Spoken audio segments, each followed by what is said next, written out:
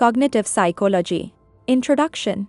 Cognitive psychology is the scientific study of mental processes such as perception, attention, memory, problem solving, language, and decision making.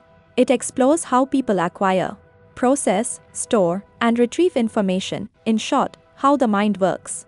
Scroll brief history. Ancient roots, philosophers like Plato and Aristotle asked questions about memory and knowledge. 1879, Wilhelm Wundt established the first psychology lab, focusing on introspection. Early 1900s, behaviorism dominated. Watson, Skinner, ignoring the mind and focusing only on observable behavior. 1950s-1960s, the cognitive revolution began, influenced by computer science, linguistics, and neuroscience. Key figures: Ulrich Neisser, who coined the term cognitive psychology; Jean Piaget, cognitive development; and Noam Chomsky, language acquisition.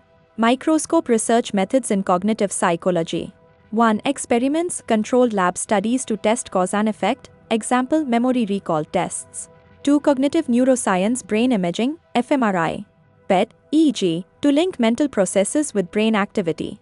3. Case studies, in-depth studies of individuals with brain injuries, example patient HM on memory. 4. Computer modeling, creating artificial systems that simulate human thought. 5. Observational and developmental studies, studying children's learning and thinking patterns. Major domains of cognitive psychology. 1. Attention, how we focus on specific information while ignoring others. 2. Perception, how we interpret sensory input to understand the world. 3. Memory encoding, storage, and retrieval of information. 4. Language understanding, producing and acquiring language. 5. Problem solving and decision-making strategies, biases, and reasoning processes. 6. Learning, how knowledge is acquired and modified. 7. Cognitive development, how thinking changes across lifespan, Piaget, Vygotsky.